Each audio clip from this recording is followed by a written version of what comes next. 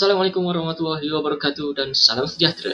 Jadi hari ini, kita nak bercerita sedikit mengenai apa itu fahaman modernism dan pasca modernism. Jom kita mulakan. Fahaman modernism bermula sekitar abad ke-18 dengan adanya gerakan Enlightenment yang dibawa oleh golongan ahli-ahli falsafah Enlightenment seperti Immanuel Kant di Jerman, John Locke dan juga David Hume di Britain. Fahaman ini menekankan akan kepentingan akal fikiran yang rasional di dalam menentukan kebenaran, menentukan apakah bentuk organisasi sosial dan sebagainya. Menurut Derrida, modernisme merupakan teori perubahan sosial berasaskan rationality yang mutlak yang dianggap sebagai kefahaman terhadap pasca modernisme yang sifatnya anarki terhadap nilai dan kebenaran. Untuk fahaman pasca modernisme pula, mereka menganggap bahawa sains itu bukanlah ilmu yang bersifat paradigmatik, iaitu sebagai ilmu contoh, yang mana jika sesuatu ilmu yang lain tidak mempunyai ciri-ciri ilmu sains, maka ia tidak dianggap sebagai ilmu.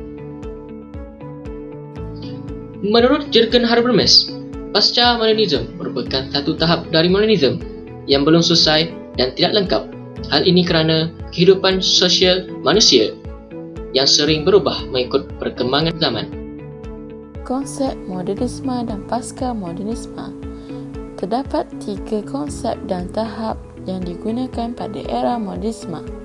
Pada tahap pertama, lahir sebagai sejarah 3 peristiwa penting dunia. Soviet Union memperluaskan pengaruh politik ke Eropah Timur dan Asia dan kelahiran negara-negara merdeka baru di Asia. Pada tahap kedua, teori evolusi iaitu perkembangan masyarakat yang melibatkan 2 cara. Yang pertama adalah perubahan sosial dan yang kedua teori evolusi yang membingungkan antara pandangan subjektif dan tujuan sebenar.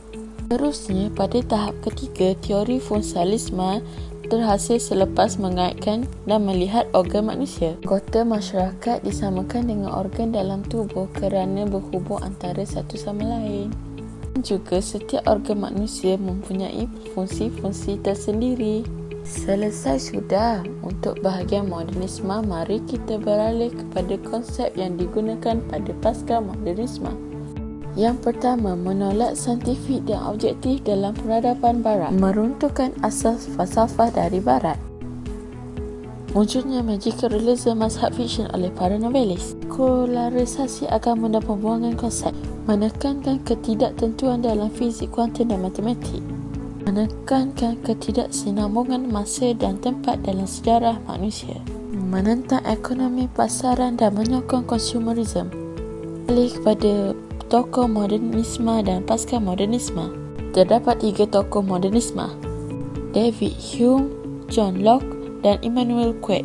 Tokoh pasca modernisme adalah Charles Lyotard, Jacques Derrida dan terakhir adalah Michael Foucault. Cabaran pasca modernisme kepada umat Islam. Yang pertama ialah fahaman gerakan pasca modernisme, iaitu berlakunya perubahan nilai terhadap aspek keseluruhan manusia dan juga merupakan edisi baru kepada fahaman sekularisme barat. Fahaman ini telah disebarkan oleh proses globalisasi melalui kecanggihan teknologi komunikasi dan maklumat. Contohnya seperti sosial media iaitu Facebook, Instagram, Twitter dan lain-lain. Fahaman ini amatlah mementingkan manusia dalam mempunyai kebebasan tanpa memikirkan pendapat orang lain. Akhir sekali, kerana fahaman ini telah mempengaruhi dunia Islam. Fahaman ini juga ada memberikan kesan yang baik dan buruk kepada kehidupan manusia.